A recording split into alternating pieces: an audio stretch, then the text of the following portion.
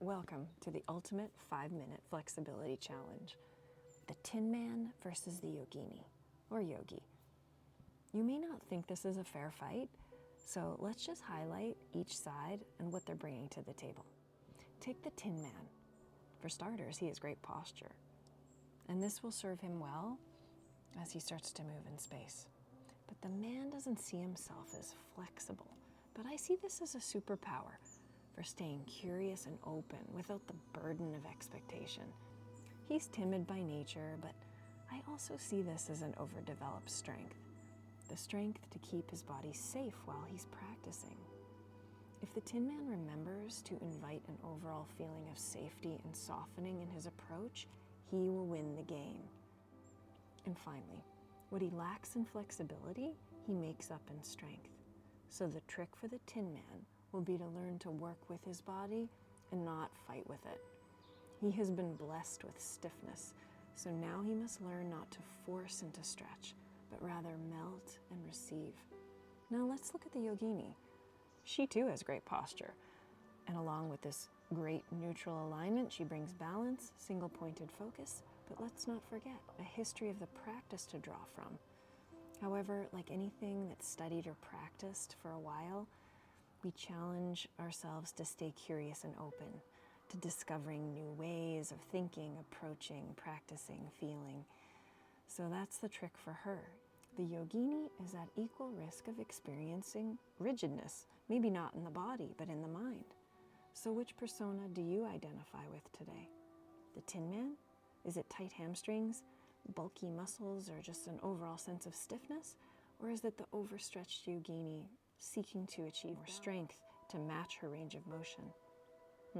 Wherever you are right now, let's take a baseline and see what opens up over the course of this 5-minute challenge in not only our bodies, but our minds. I'll see you on the other side. All right, my dear Tin Men or my Yoginis, let's take our baseline and see where we're at. So we're going to separate our feet just about the distance of our hips and take a moment to parallel the inner edges of the feet. And from there, let's just find a nice long spine. And roll down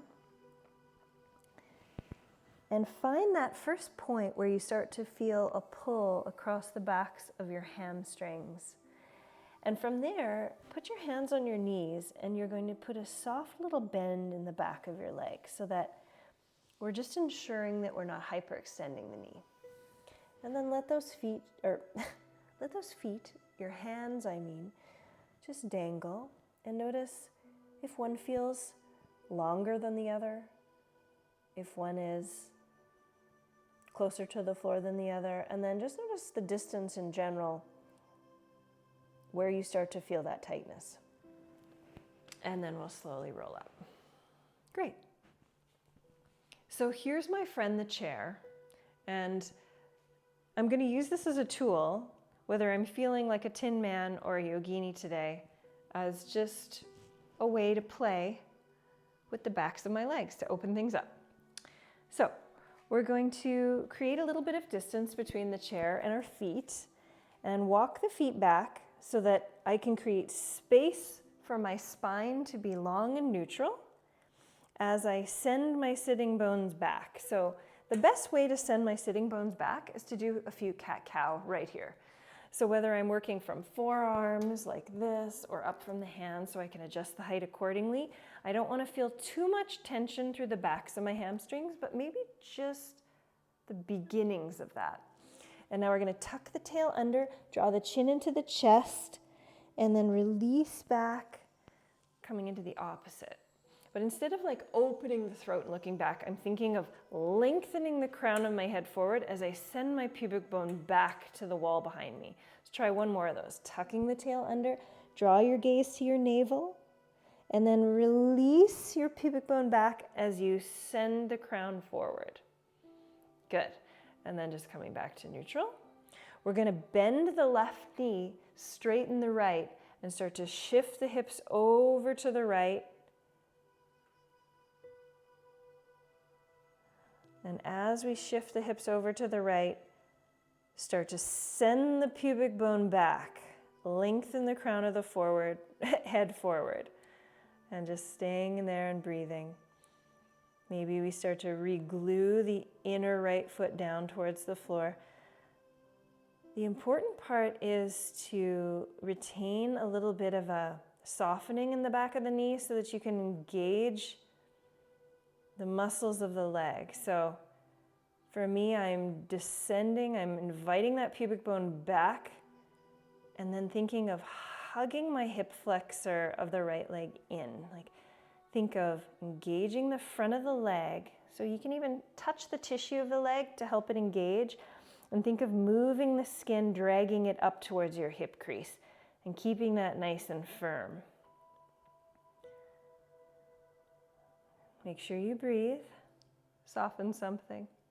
Now we're going to pick up the left hand and press it gently into the belly of the muscle, maybe even lift the skin up.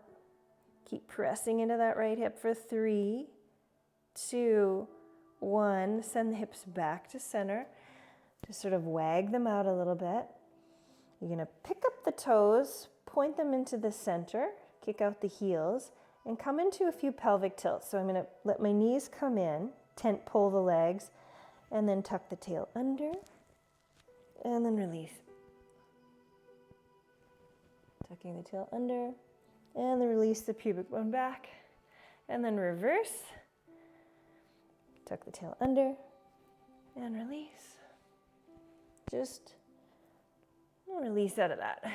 Finding our second set. So separating the feet back to the distance of the hips. Let's bend that right knee, straighten the left with a little micro bend, then wag those hips off to the left, pressing into the left side. You can really think of tracking that right knee forward to help press and grounding through the full foot. Sometimes the inner foot of that left leg will lift, so just glue it down and start to really reach the pubic bone back. And as you reach the pubic bone back, lengthen the crown of the head forward. And that's really where the magic is. Good. Ooh, that's good. Holding it there, starting to engage. Think of moving the skin up, hugging that hip crease in to allow this to lengthen, pubic bone back. And start to think of pressing the femur back. Press into there and just lift. Breathing there for 3, 2, and 1. Then slowly shift. Just swaying the hips, picking up the toes.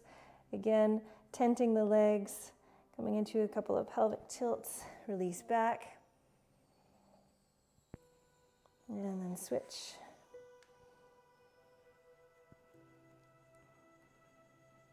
Did you think you'd be doing this today?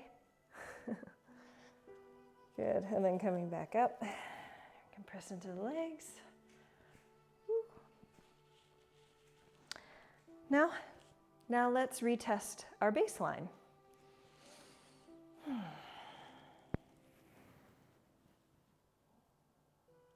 Ooh, maybe we've gained a little bit.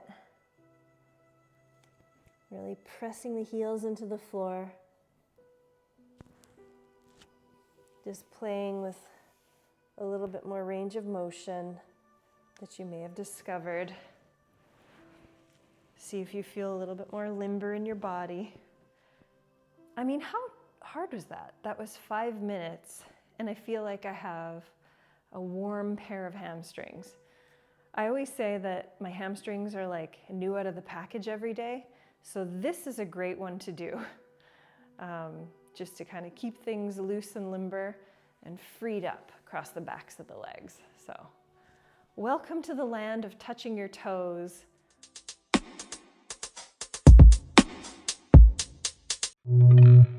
If you want to stay in this club, practice with me every day.